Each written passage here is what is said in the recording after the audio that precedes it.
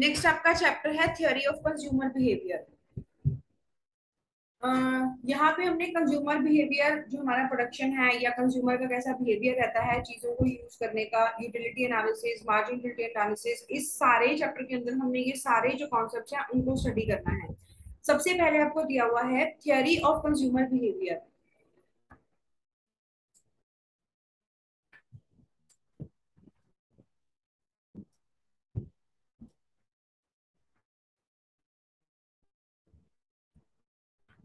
Books भी है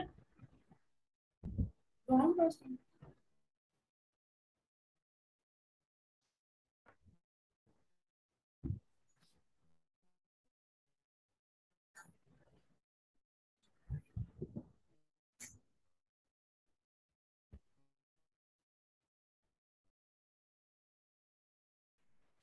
तो फर्स्ट जो आपको चीज हुई है वो है theory of consumer behaviour. Theory of consumer behaviour is a part of demand theory. जो हमारी थ्योरी है कंज्यूमर बिहेवियर की वो डिमांड थ्योरी का ही एक पार्ट है। The topic is divided between two main parts. First is Marshall's utility analysis and second is Hicks and Allen indifference curve analysis. इसका मतलब क्या है कि ये जो टॉपिक है ये दो पार्ट्स में इन्होंने डिवाइड किया हुआ है। पहला तो मार्शल ने जो दिया हुआ है जिसको हम बोलते हैं यूटिलिटी एनालिसिस, एंड दूसरा जो है उसे हम बोलते हैं इंडिफरेंस कर्व एनालिसिस, जो कि किसने दिया है, हिक्स एंड एलन ने दिया है। ये राइटर्स के नेम अच्छे से याद कर लेना जो भी है। The main focus would be on understanding the law of diminishing marginal utility, consumer surplus and consumers equilibrium. इसका मतलब क्या है, जो इस स्टडी का या जो ये चैप्टर पढ़ना है इसके अंदर हमने ये तीन चीजें हैं जो मेनली पढ़नी है। सबसे पहले आपने पढ़ना है कि डिमिनिशिंग मार्जिनल यूटिलिटी जो है वो क्या होती है और उसका लॉ क्या स्टेट करता है। सेकंड, कंज्यूमर सरप्लस क्या होता है, एंड थर्ड होता है कंज्यूमर इक्विलिब्रियम जो है वो क्या होता है। The second section focuses on the characteristics of indifference curve and budget lines. और जो हमारा दूसरा सेक्शन आएगा जो हिक्स एंड एलन ने दिया हुआ है इंडिफरेंस कर्व एनालिसिस का, वो हम पढ़ेंगे, एंड उसके साथ साथ जो बजट लाइंस होती हैं वो क्या होता है। अब ये सब पढ़ने से पहले आप लोगों को पता होना चाहिए that what is utility. Utility का मतलब सिंपल लैंग्वेज में होता है want satisfying power of a commodity. यानी कि किसी भी चीज को जब हम यूज करते हैं ना तो उसकी अपनी एक वांट सेटिस्फाइंग पावर होती है। मतलब हम उसे क्यों यूज कर रहे हैं, उसको यूज करके हमें क्या सेटिस्फेक्शन मिलने वाला है, वो उस चीज की यूटिलिटी को बताता है। So utility is the want satisfying power of a commodity. It is a subjective entity और concept and differs from person to person. और हर पर्सन के लिए क्या रहता है, डिफरेंट रहता है। कैसे, क्योंकि अगर अभी मुझे प्यास लगी है, मैंने पानी पीना है, तो मेरे लिए जो पानी की यूटिलिटी होगी वो ज्यादा होगी कंपेयर टू दैट पर्सन जिसे पानी अभी कंज्यूम नहीं करना था। सो हर पर्सन के लिए जो भी कमोडिटी की वैल्यू होती है in terms of utility, in terms of that things usefulness, वो हमेशा क्या करेगी, वेरी करेगी, depends upon their taste preferences and at the time of need. So it should be noted that utility is not the same thing as usefulness. Even harmful things like liquor may be said to be having utility from the economic standpoint because people want them for satisfying some of their wants. इसका मतलब क्या है कि जो कुछ चीजें होती हैं जिनकी यूजफुलनेस हमें जो है दिखती है, मतलब हम उन्हें यूज करते हैं तो हमें पता चलता है कि हाँ वो हमारे लिए कितनी यूजफुल थी, कितनी वैल्यूएबल थी। लेकिन कुछ हार्मफुल चीजें भी होती हैं जैसे कि लीकर है। लीकर, अब कुछ लोग जिनको जो उन्हें कंज्यूम नहीं करते उनकी उनके लिए कोई वैल्यू नहीं है, कोई यूटिलिटी नहीं है। बट अगर हम इकोनॉमिक स्टैंड पॉइंट से देखते हैं तो वो लोग जो कि उसे कंज्यूम करते हैं उनकी लाइफ में उनकी वैल्यू जो वो बहुत ज्यादा होती है। क्यों? क्योंकि वो उनके क्या हो जाते हैं, हैबिचुअल हो चुके होते हैं उनको यूज करने के लिए। सो दस in economics the concept of utility is ethically neutral. तो इकोनॉमिक्स के अंदर जो हमारा यूटिलिटी का कॉन्सेप्ट है वो क्या रहता है, न्यूट्रल रहता है। पर्सन टू पर्सन वैरी करता है कि किस पर्सन के लिए उस चीज की वैल्यू कितनी है तो उसकी यूटिलिटी उसके लिए उतनी ज्यादा हो जाएगी, और दूसरा जिसके लिए उसकी वैल्यू नहीं है या उस पर्सन को उस चीज की नीड अभी नहीं है, वांट नहीं है, तो उसकी उसकी यूटिलिटी क्या रहने वाली है, कम रहने वाली है। So all desires, taste and motives of human beings are called wants in economics. Economics के अंदर जितनी भी पर्सन की डिजायर होती है या जो उसके टेस्ट होते हैं या मोटिव्स होते हैं वो क्या होती हैं, वांट्स बन जाती है इकोनॉमिक्स के अंदर। Wants may arise due to elementary and psychological causes. Wants जो है वो क्या होती हैं, एलिमेंट्री का मतलब होता है कि हमने किसी के पास कोई चीज देखी तो हमारी मन किया कि हाँ ये चीज हमारे पास भी होनी चाहिए। एंड साइकोलॉजिकल इशू कॉजेज होते हैं कि हमारे दिमाग में चलता रहता है कि हाँ आज हमारे पास ये है तो ये होना चाहिए, फिर ये होना चाहिए। So since the resources are limited he has to choose between urgent wants and not so urgent wants. तो अब सिचुएशन क्या इकोनॉमिक्स के अंदर की हमारे जो रिसोर्सेज हैं वो क्या रहते हैं, स्केर्स रहते हैं, लिमिटेड रहते हैं, वो हर वांट को पूरा नहीं कर सकते।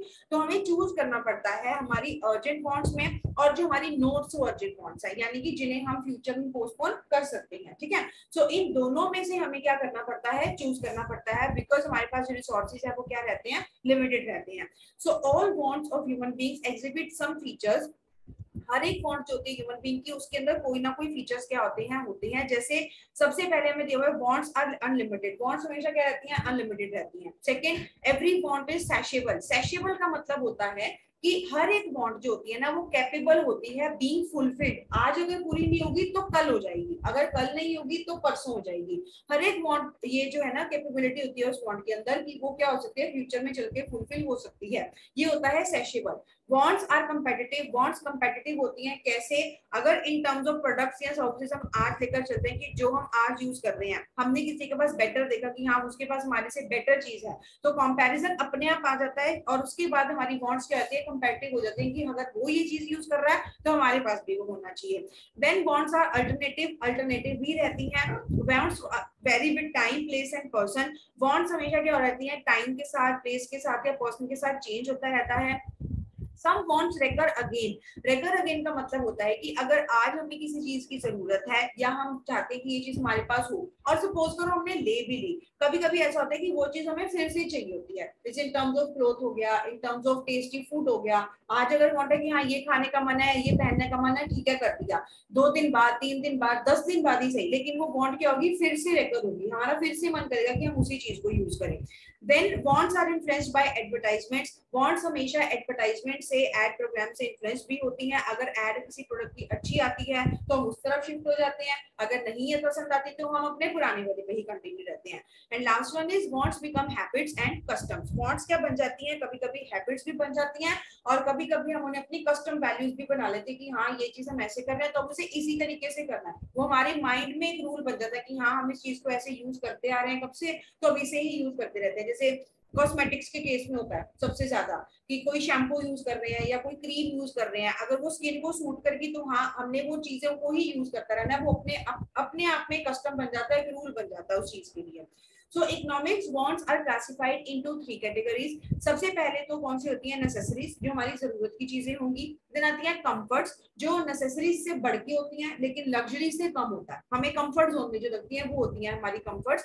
एंड उसके बाद आ जाता है लग्जरीज, जो हाईली, जो हमारी वो होती हैं, एक्सपेंसिव गुड्स होती हैं, वो हमारी लग्जरीज के केस में आएगा।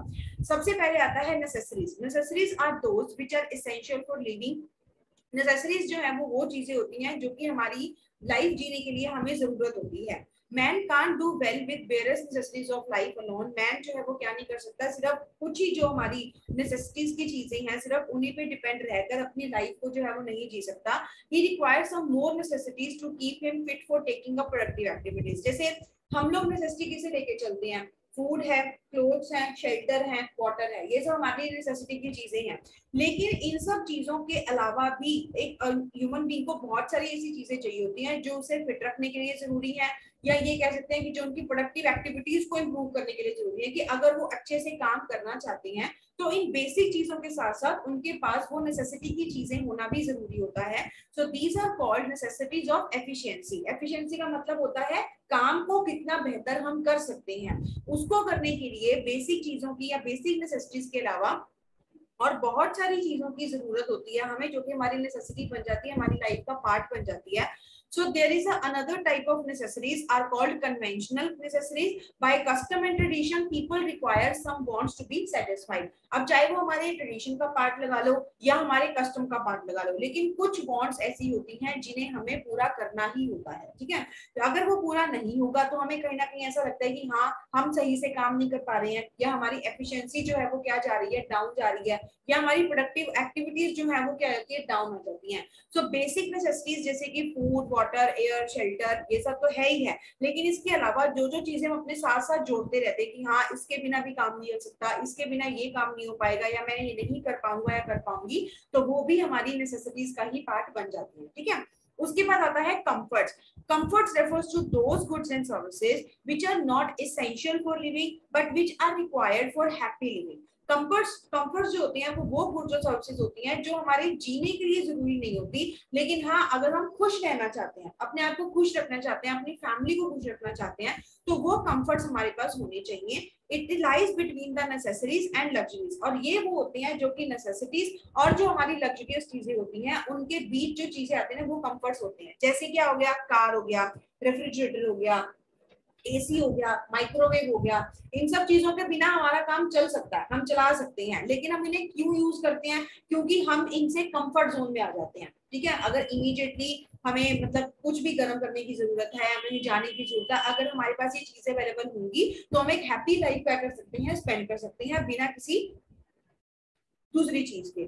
थर्ड आपके पास आता है लग्जरी. अब लग्जरीज वो चीजें होती हैं या वो बॉन्ड्स होती हैं जो कि सुपरफ्लुअस होती हैं एंड एक्सपेंसिव होती हैं. मतलब ये वो चीजें हैं जो कई बार हमारे बजट में भी नहीं होती, लेकिन फिर भी हम इन्हें क्या करते हैं, परचेज करने की सोचते हैं.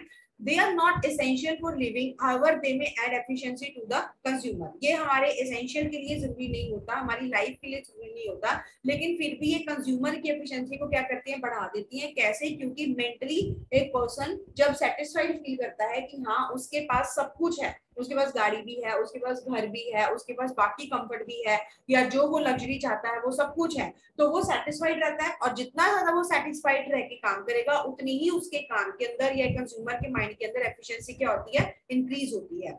So utility hypothesis forms the basis for the theory of consumer behavior. From time to time, different theories have been advanced to explain consumer behavior and thus to explain his demand for the product. Time to time क्या आता रहता है, different theories जो है वो हमारी क्या होती हैं, एडवांस होती हैं, डेवलप होती हैं कंज्यूमर बिहेवियर को एक्सप्लेन करने के लिए, और उसके बाद जो वो प्रोडक्ट की डिमांड करता है उसको एक्सप्लेन करने के लिए. So the important two theories जो हमें यहाँ पे दी हुई है वो कौन कौन सी हैं? एक तो है marginal utility analysis propounded by Marshall. Marshall ने जो क्या किया है, मार्जिनलिटी एनालिसिस को क्या किया, डेवलप किया है, जिससे हमें पता चलता है कि कंज्यूमर का बिहेवियर कैसा रहता है रिगार्डिंग प्रोडक्ट एंड सर्विसेज के यूजेस के और उसके डिमांड के. और दूसरा हमारे पास आता है indifference curve analysis propounded by Hicks and Allen. और दूसरा जो डेवलप किया वो किन्होंने किया है, हिक्स एंड एलन ने किया है, जो कि हमारा क्या है, इंडिफरेंस कर्व एनालिसिस है. तो सबसे पहले हमने पढ़ना है कि मार्जिनल यूटिलिटी एनालिसिस क्या होता है. सबसे पहले तो ये बताओ मार्जिनल यूटिलिटी क्या होता है, पढ़ा है किसी ने पहले? मार्जिनल यूटिलिटी क्या होता है? मार्जिनल यूटिलिटी बता सकते हैं कोई ऑनलाइन स्टूडेंट्स में से? ऑनलाइन स्टूडेंट्स आप जितना ज्यादा एक्टिव रहोगे क्लास में, यहाँ पे सिर्फ सुनने के लिए नहीं बैठोगे, उतना ज्यादा आपके कॉन्सेप्ट्स क्लियर हो पाएंगे. तो ये जरूरी है कि आप वीडियो अगर ओपन नहीं करना चाहते, कम से कम अपने माइक्स ओपन रखें, अपने डाउट्स लें. मुझे नहीं पता चलेगा कि किसको कौन सा कॉन्सेप्ट क्लियर हो रहा है और नहीं हो रहा. तो पार्टिसिपेट करें अपनी अपनी क्लास में. अगर मैं कुछ पूछ रही हूँ, कोई डाउट पूछ रही हूँ, कोई टॉपिक पूछ रही हूँ, किसी को आता है तो वो बताओ, पता चलता है कि हाँ आप क्लास में एक्टिव हो. ऐसे पैसिव बने रहने से कुछ समझ में नहीं आएगा आपको.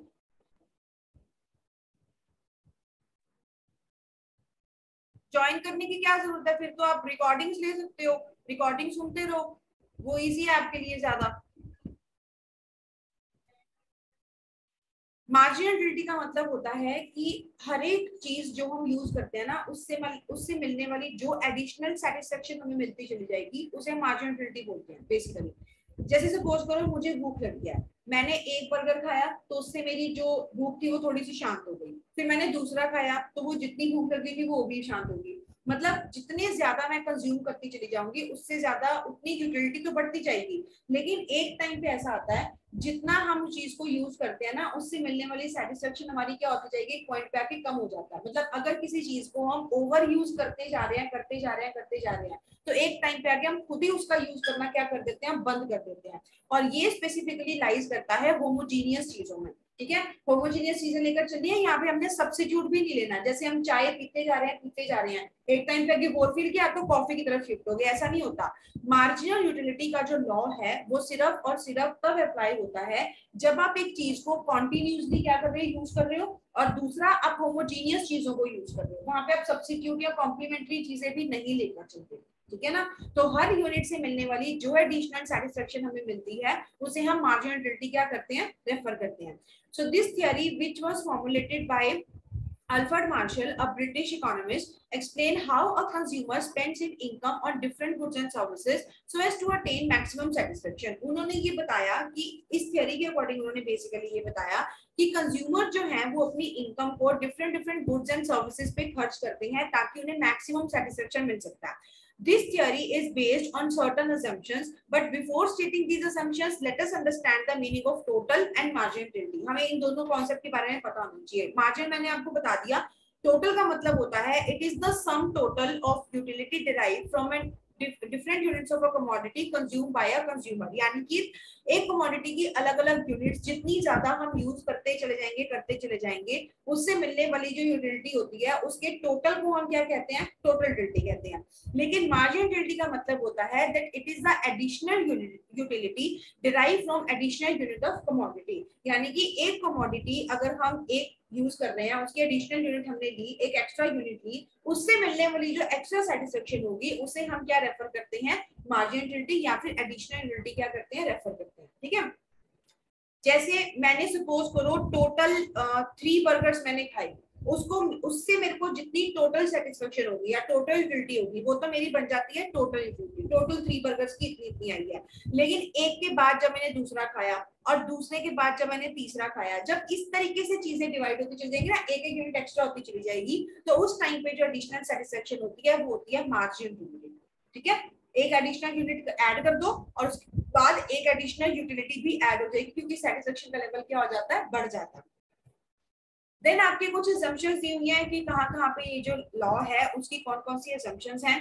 सबसे पहले हमारे पास आता है the cardinal measurability of utility. जब हम नंबर्स की फॉर्म में अपनी यूटिलिटी को मेजर करते हैं, according to this theory utility is a cardinal concept, that is utility is a measurable and quantifiable concept. Thus a person can say that he derived utility equal to 10 units from the consumption of 1 unit of commodity A and 5 from the consumption of unit of commodity B. इसका मतलब क्या है, हमने numbers में अपनी utility को क्या कर दिया, मेंशन कर दिया. कैसे, एक पर्सन इस तरीके से रेफर कर सकता है कि उसके पास दो चीजें हैं, ए और बी, दोनों को यूज करने से उसे टोटल जो यूटिलिटी मिलता है वो कितना रहता है, 10. लेकिन कैसे कैसे, ए कमोडिटी से उसे क्या मिला, 5 यूटिलिटी का कंजम्पशन मिला एंड बाकी का जो 5 था वो उससे किससे मिला, कमोडिटी बी से मिला. Since he can express his satisfaction quantitatively, वो अपनी जो मतलब सेटिस्फेक्शन है उसे नंबर्स की फॉर्म में, क्वांटिटी की फॉर्म में क्या कर सकता है, एक्सप्रेस कर सकता है. He can easily compare different commodities and express which commodity gives him more utility और satisfaction by how much compare to some other commodity. जब हम नंबर्स की फॉर्म में अपनी सेटिस्फेक्शन को रिप्रेजेंट करते हैं या फिर दिखाते हैं कि हाँ इस कमोडिटी से हमें इतना इतना सेटिस्फेक्शन मिला, तो हमें पता चलता है कि कौन सी कमोडिटी हमें ज्यादा सेटिस्फाई करती है. जैसे सपोज करो ए से हमें कितने की सेटिस्फेक्शन मिलती है, 10 से, और बी से हमें कितनी सेटिस्फेक्शन मिलती है, 20 की. तो ऑब्वियसली किसकी सेटिस्फेक्शन ज्यादा है, बी कमोडिटी की. तो ये हमें कंपैरिजन करने में हेल्प करता है कि कौन सी कमोडिटी हमें ज्यादा सेटिस्फेक्शन दे रही है कंपेयर टू दैट जो हमें कम दे रही है. According to this theory money is the measuring rod of utility. इस थियरी के अकॉर्डिंग मनी जो है वो सबसे इंपॉर्टेंट रोल प्ले करता है यूटिलिटी को मेजर करने के लिए. कैसे, the amount of money which a person is prepared to pay for a unit of a good rather than go without it is a measure of the utility which it derives from the good. इसके अंदर हम ये देखते हैं कि जितना एक person जो है वो अपनी नीड को सेटिस्फाई करने के लिए या वांट को सेटिस्फाई करने के लिए एक गुड पे कितना जो है वो खर्च करने के लिए प्रिपेयर है, उस टर्म में हम क्या करते हैं, हम यूटिलिटी को मेजर करते हैं. For example, if a person is ready to pay 10 for a ball pen rather than going without it, then the marginal utility of the ball pen to him can be said to be equal to 10. यानी कि एक satisfaction है जो उसे 10 रुपी खर्च करके एक ball pen purchase करके मिलेगा, और दूसरा है जो उसे उसके बिना मिलता है. तो वो ऑप्ट क्या करता है कि वो 10 रुपी स्पेंड करके अपनी जो सेटिस्फेक्शन है उसे ले.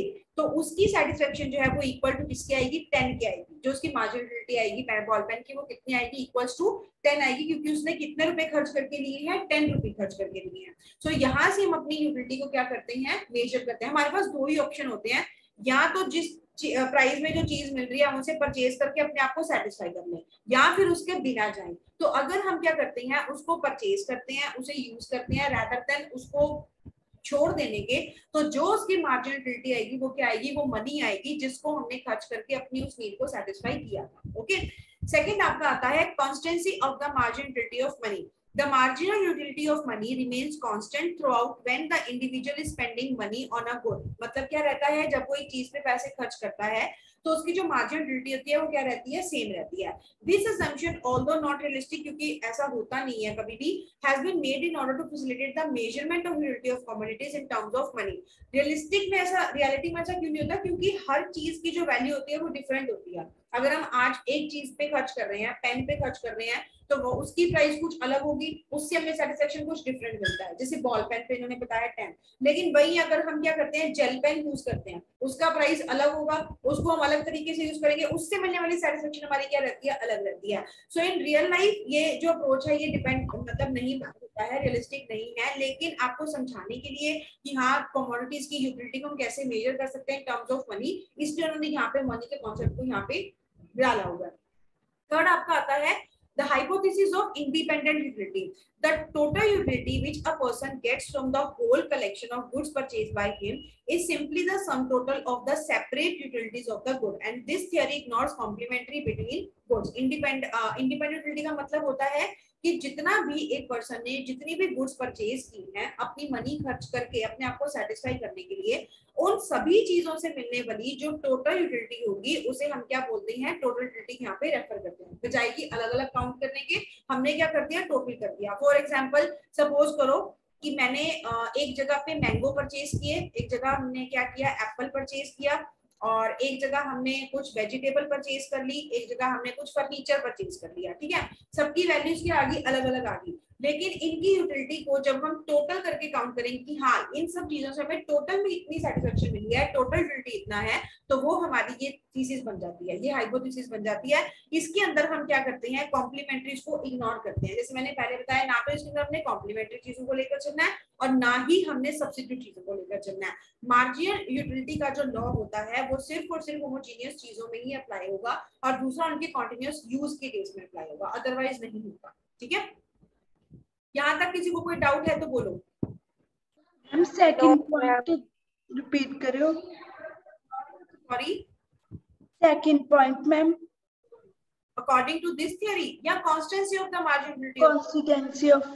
हाँ, इसका मतलब ये होता है कि मार्जिनलिटी ऑफ मनी जो होता है ना वो हमेशा सेम रहता है थ्रू आउट जब एक इंडिविजुअल अपनी मनी खर्च करता है किसी गुड पे. अब देखो, अगर मैंने कोई बॉल पेन परचेज करना है या कोई भी चीज, कोई खाने वाली चिप्स परचेज करने हैं, 10 रुपए के चिप्स हैं, तो अगर मैं आज 10 रुपए के चिप्स लेती हूँ तब भी सेटिस्फेक्शन उतना है, अगर कल लेती हूँ तब भी उतना है. क्यों? क्योंकि प्राइस क्या है, दोनों का सेम है, 10 रुपए की पैकिंग ही ले रहे हैं. लेकिन रियलिस्टिक अप्रोच ये नहीं है. क्यों? क्योंकि अगर आज हमने 10 का लिया, कल हम 20 का भी ले सकते हैं, राइट? हम 30 का भी ले सकते हैं, या हम 10 की डिफरेंट डिफरेंट पैकिंग्स भी ले सकते हैं. तो ये आपको सिर्फ एक अप्रोच दिया हुआ है कि अगर हम एक ही चीज पे एक टाइम पे खर्च करते हैं तो उसकी जो मेजरिंग वैल्यू होती है वो होती है उसकी टोटल यूटिलिटी, जो मनी की फॉर्म में हमने मेजर करनी है. लेकिन अगर बार बार चीजें परचेज करेंगे और अलग अलग चीजें परचेज करेंगे तो उसको हम मनी के टर्म में मेजर नहीं कर सकते उनकी यूटिलिटी को. इसलिए ये जो अप्रोच है ये रियलिस्टिक नहीं है कुछ केसेस में. ठीक है, ओके मैम. कोई और डाउट? ओके. उसके बाद है according to Marshall the utility of a commodity depends upon the quantity of that commodity only. मतलब मार्शल के अकॉर्डिंग जो एक कमोडिटी की यूटिलिटी होती है, जो उससे मिलने वाली सेटिस्फेक्शन होती है, वो सिर्फ उसी कमोडिटी पर डिपेंड करती है and is not affected by the presence और द एब्सेंस ऑफ सब्स्टिट्यूट्स और द कॉम्प्लीमेंट्स. जैसे मैंने आपको पहले बताया कि हम जिस चीज को कंज्यूम कर रहे हैं उसकी यूटिलिटी सिर्फ उसके ही यूज पर डिपेंड करेगा, ना तो हमने सब्स्टिट्यूट्स को इसके अंदर इंक्लूड करके चलना है और ना ही हमने किसको लेकर चलना है, कॉम्प्लीमेंट्स को लेकर चलना है, क्योंकि उसकी वजह से फिर हमारी डिमांड क्या हो जाती है, अफेक्ट हो जाती है. ठीक है, नेक्स्ट आपके पास आता है लॉ ऑफ डिमिनिशिंग मार्जिनलिटी. अब देखो ये लॉ क्या स्टेट करता है और कैसे आगे इसको हमने ग्राफिकली रिप्रेजेंट करना है. One of the important laws under marginality analysis is the law of diminishing marginality. The law of diminishing marginality is based on an important fact that while total wants of a person are virtually unlimited. इसका मतलब क्या है कि total wants जो होती हैं एक person की वो क्या रहती हैं, अनलिमिटेड रहती हैं, वो कभी भी सेटिस्फाई नहीं होती. But each want is satiable. Satiable का मतलब क्या होता है कि आज नहीं पूरी हो रही तो कल पूरी हो जाएगी. कैपेबल ऑफ बीइंग फुलफिल्ड, ये मतलब होता है सैशेबल का, कि अगर आज नहीं पूरी कर पा रहे हैं तो इन नियर फ्यूचर हम उसे पूरा कर लेंगे. That is each want is capable of being satisfied. Since each want is satiable, as a consumer consume more and more unit of a good, the intensity of his want for the good goes decreasing. इसका मतलब क्या है? क्योंकि bonds क्या है, सैशेबल है, वो आगे आज नहीं पूरी तो कल पूरी हो जाएंगी। सो इस तरीके से अगर एक कंज्यूमर जो है वो एक चीज की यूनिट्स को क्या करता जा रहा है, बार बार यूज करता जा रहा है, आज एक यूज कर रहा है, फिर 2 कर रहा है, फिर 3 कर रहा है, तो उसकी जो इंटेंसिटी होगी उसकी यूटिलिटी की या बॉन्ड की, वो धीरे धीरे क्या हो जाएगी, कम होनी शुरू हो जाती है। जैसे रेगुलर बेसिस पे हम एक ही चीज को बार यूज करे जा रहे हैं, एक ही खाना 3 टाइम खा रहे हैं, अगर हमें कोई दोबारा ऑफर करेगा तो हम उसे ऑब्वियसली मना करेंगे, हम नहीं एक्सेप्ट करेंगे। एक ही कपड़ा हम 3-4 दिन लगातार पहन रहे हैं तो हम वो नहीं पहन पाएंगे उसके बाद। तो अल्टीमेटली एक पॉइंट ऐसा आता है जहां पे consumer no longer wants it. तो एक पॉइंट ऐसा आएगा जहां पे कंज्यूमर इतना ज्यादा बोर हो जाएगा, इतना ज्यादा फेडअप हो जाएगा, या उसकी जो सेटिस्फेक्शन है, जो वांट है उस चीज को लेकर इतनी डाउन हो जाएगी कि वो क्या कर देता है, उसकी वांट को जीरो कर देता है। So his marginality from the product become zero. तो उस लेवल पर उससे उसकी जो प्रोडक्ट की मार्जिनलिटी होगी वो क्या हो जाएगी, जीरो हो जाएगी। कहने का मतलब ये है कि अगर एक कंज्यूमर एक ही चीज की बार बार यूनिट्स को यूज करता जा रहा है तो एक टाइम ऐसा आता है जहां पे वो उसका कंजम्पशन करना बंद कर देता है, क्योंकि उससे मिलने वाली सेटिस्फेक्शन अब क्या होनी शुरू हो जाती है, कम होनी शुरू हो जाती है इस वजह से। ठीक है, उसके बाद आपके आता है statement of law. In simple words, according to this law, as a consumer consumes more and more of homogeneous units of commodity, the extra or additional or marginality or the extra satisfaction that he derives from each unit is successive unit goes on decreasing. Simple words में हम क्या बोलते हैं, यही बोलते हैं जैसे मैंने आपको पहले बताया कि कंज्यूमर जो है अगर वो होमोजीनियस यूनिट्स किसी भी कमोडिटी की बार बार यूज करता रहेगा तो उससे मिलने वाली जो एक्स्ट्रा या एडिशनल या जो मार्जिनलिटी होगी या जो एक्स्ट्रा सेटिस्फेक्शन होगी जो उससे उस यूनिट को एक्स्ट्रा यूज करने से मिल सकती थी, वो क्या हो जाएगी, धीरे धीरे कम होनी शुरू हो जाती है। लॉ दो ही केसेस में अप्लाई करेगा, पहला अगर चीजें होमोजीनियस है और दूसरा उनके जो यूजेस है वो क्या है, कॉन्टिन्यूअस है। ठीक है, लगातार मतलब हमें उन्हें कंज्यूम करना पड़ेगा, तब हमें पता चलता है कि हाँ हमारी सेटिस्फेक्शन जो है वो उस चीज को लेकर कम हो रही है या नहीं हो रही। उसके बाद आपको ना एक टेबल दी हुई है।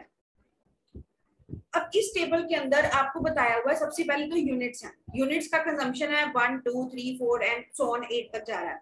उसके बाद आपको एक कॉलम दिया हुआ है मार्जिन यूटिलिटी का और एक आपको दिया हुआ है टोटल यूटिलिटी। मैं आपको दोनों बता देती हूँ कि क्या क्या है और कैसे, अगर एक चीज हो तो आप दूसरी को कैसे कैलकुलेट कर सकते हो। सबसे पहले तो हम एक्स और टोटल यूटिलिटी को लेकर चलते हैं कि कैसे आता है। 1 यूनिट कंज्यूम करते हैं तो सेटिस्फेक्शन होता है 10 टोटल यूटिलिटी का। 2 होता है, 2 करते हैं तो कितना होता है 18 है, 3 करते हैं तो 24, 5 करते हैं तो 28 और यहाँ पे 6 यूनिट जब हमने कंज्यूम की तो हमारा ये जो था ये 30 पे आके क्या हो गया, सेम हो गया।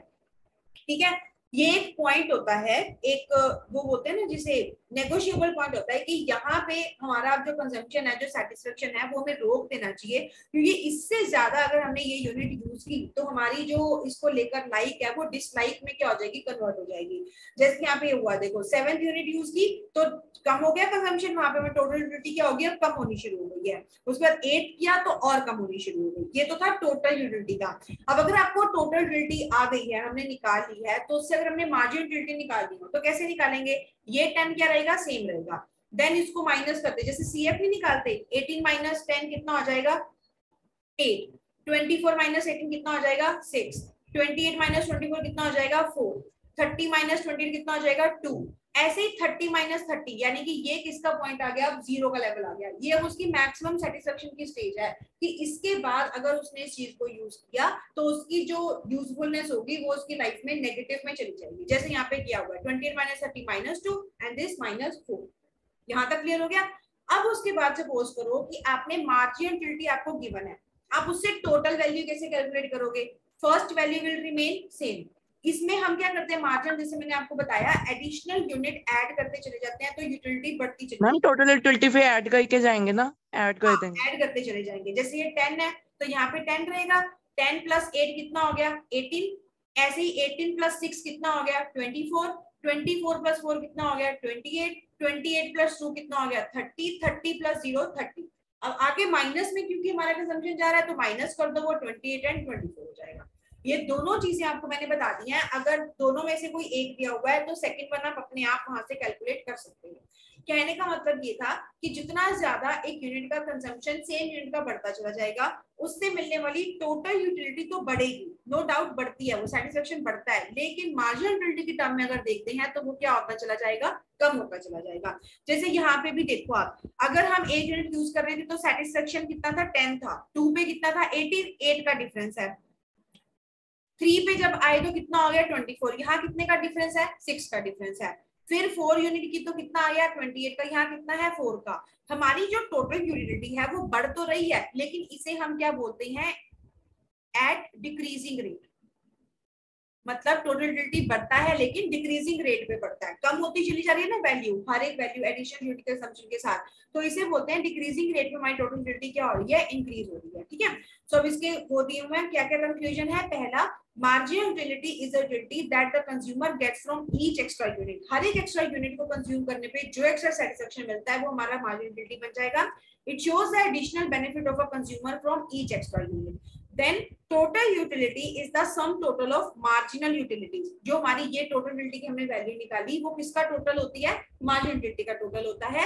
With the increase in the consumption, the marginal utility keeps on falling and the total utility increasing at a diminishing rate। वही मैंने जैसे आपको बताया, टोटल यूटिलिटी बढ़ता जरूर है लेकिन एक डिक्रीजिंग रेट पे बढ़ता है, एक डिमिनिशिंग रेट पे बढ़ता है। ठीक है, क्योंकि सेटिस्फेक्शन का लेवल धीरे धीरे क्या होता रहता है, कम होता रहता है। Third, when the consumer consumes the 6th unit, the marginal utility becomes 0 and the total utility becomes the maximum। यहाँ पे हमारी मैक्सिमम की स्टेज आ गई थी जब हमने 6 यूनिट यूज किया। अब ये एक स्टेज था जहाँ पे हमने देख लिया कि अगर इससे ज्यादा अगर गए तो फिर वो नेगेटिव में जाना शुरू हो जाता है। And beyond the 6th unit, when the consumption increases, the marginal utility become negative and total utility starts falling। समझ में आ गया यहाँ तक? यहाँ तक किसी को कोई डाउट है तो इस टेबल के अंदर या इस जो हमने एग्जाम्पल पढ़ा है इसके अंदर, नहीं तो फिर मैं इसका डायग्राम बताती हूँ आपको कैसे बनेगा। अब यहाँ पे इसका डायग्राम दिया हुआ है,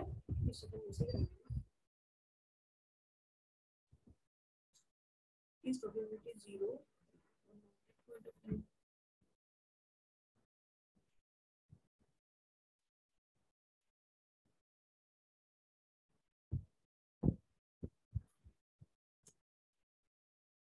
टोटल यूटिलिटी कभी भी जीरो नहीं होता, मार्जिनल यूटिलिटी जीरो हो सकता है क्योंकि कोई भी चीज जो यूज करेंगे उससे कोई ना कोई यूटिलिटी हमें मिलती ही मिलती है, so that can never be zero.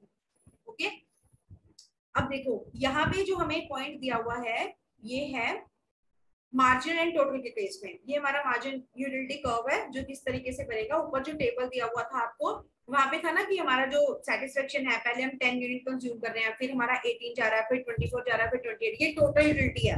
और इसकी टर्म में अगर हम मार्जिन निकालेंगे तो कैसे कैसे जाएगा, मैं यहीं पे एक बार बता देती हूँ आपको। ये स्टार्टिंगली क्या होता है, बढ़ता है, यहाँ तक भी बढ़ेगा, यहाँ तक भी बढ़ेगा, और एक पॉइंट आ जाएगा जहां पे जाके ये कांस्टेंट हो जाएगा 30 to 30। अब ना ये बढ़ रहा है ना ये कम हो रहा है, ये हमारा मैक्सिमम सेटिस्फेक्शन का लेवल है जहां के बाद अगर हमने जिसके बाद अगर हमने एक भी यूनिट और यूज की तो हमारी मार्जिन यूटिलिटी क्या हो जाएगी, डाउन जानी शुरू हो जाएगी, नेगेटिव में जाना शुरू हो जाता है। ठीक है, इसी तरीके से जो ये हमारा कर्व है ये यहाँ पे क्या आ जाएगा, डाउन आते आते आते इस तरीके से चला जाता है। ये टोटल यूटिलिटी का कर्व था और ये अगर नेगेटिव में चला जाएगा तो वो क्या बन जाएगा, मार्जिन यूटिलिटी बन जाएगा।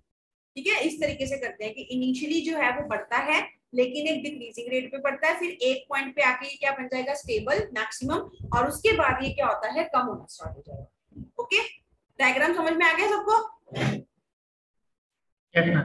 Yes ma'am. उसके बाद आती है आपकी लिमिटेशंस। अब लिमिटेशंस जो है इस लॉ की क्या क्या है, सबसे पहला है होमोजेनियस यूनिट्स, मतलब कहाँ पे ये लॉ, कौन कौन सी कमियां जो इस लॉ की जो है वो दिखा रही है यहाँ पे हमें।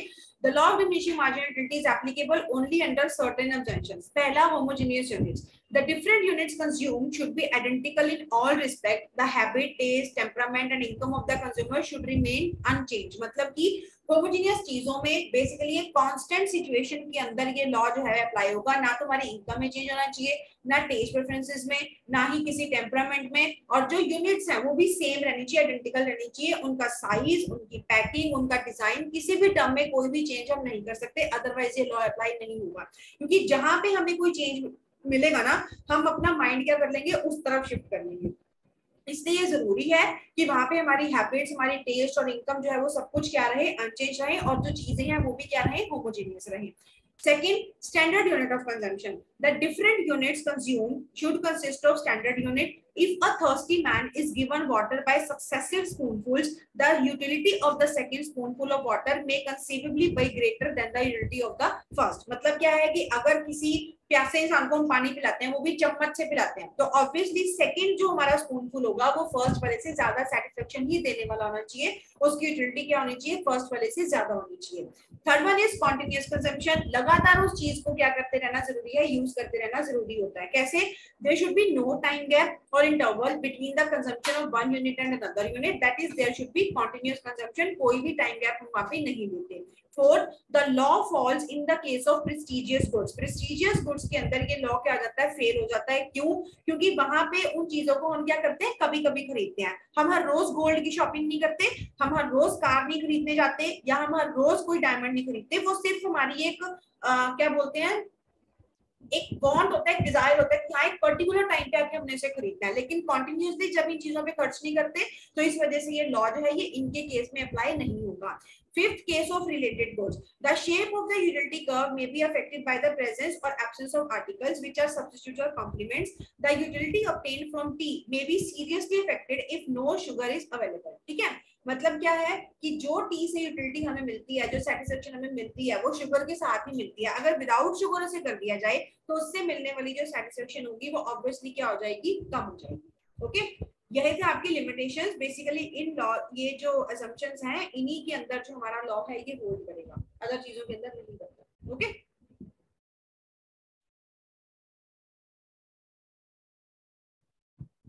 अब नेक्स्ट आपको दिया हुआ है principle of equi margin utilities. मतलब ये क्या है कि क्वेश्चन जो है ये आपके स्टडी मटेरियल का पार्ट नहीं है, लेकिन एक अंडरस्टैंडिंग के पॉइंट ऑफ व्यू से, क्योंकि आगे जाके आपको कंज्यूमर इक्विलिब्रियम भी पढ़ना है और इंडिफरेंस कर्व भी पढ़ना है, तो उसके वे से ये जरूरी है. और प्रिंसिपल ऑफ सब्स्टिट्यूशन और प्रिंसिपल ऑफ मैक्सिमम सेटिस्फेक्शन, ये जो चीजें हैं ये आपको पता होनी चाहिए कि ये क्या क्या रहती हैं. सबसे पहले है there are two laws pertaining to utility. First diminishing margin utility जो हम पढ़ रहे हैं, एंड अदर जो होता है वो होता है equi margin utility. It is also known by the names of principle of maximum satisfaction or the principle of substitution or the principle of consumer equilibrium.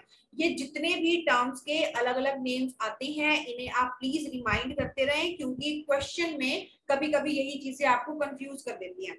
For example आपके टेस्ट में question था जिसमें मैंने पूछा हुआ that a socialist economy is known as, कि socialist economy जो है क्या बोलते हैं.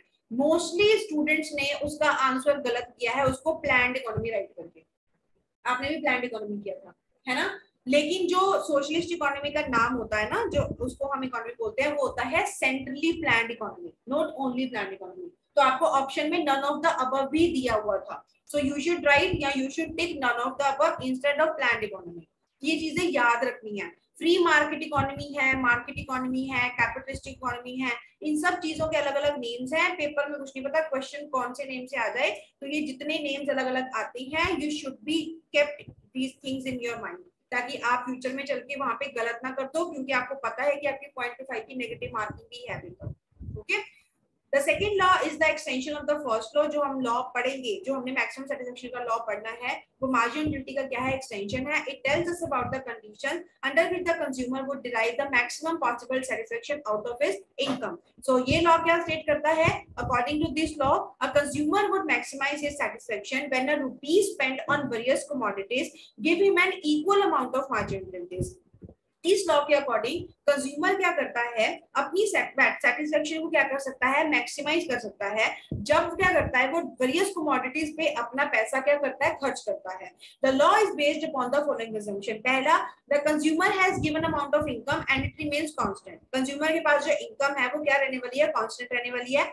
He purchases two goods. However, the law would equally apply when there are more than two goods. Basically, ये जो maximum satisfaction का law है, ये two goods के केस में apply होगा, क्योंकि वहां पे हम दो अलग अलग चीजें क्या कर रहे हैं, यूज कर रहे हैं, और दो से ज्यादा अगर है तब भी ये लॉ अप्लाई हो सकता है. Third, he behaves rationally. Rationally का मतलब है उसके पास दो ऑप्शन है, दो अल्टरनेटिव है, वो किसको ज्यादा क्वांटिटी में परचेज करना चाहता है और किसको कम क्वांटिटी में परचेज करना चाहता है. ये उसका अपना रैशनल डिसीजन है कि वो अपनी इनकम को ध्यान में रखते हुए उन दो चीजों पे इक्वली कैसे खर्च करेगा.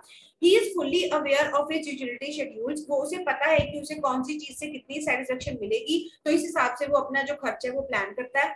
Fifth, the goods are divisible and substitutable. अब इस लॉ के अंदर गुड्स डिविजिबल भी हैं और सब्स्टिट्यूटेबल भी हैं।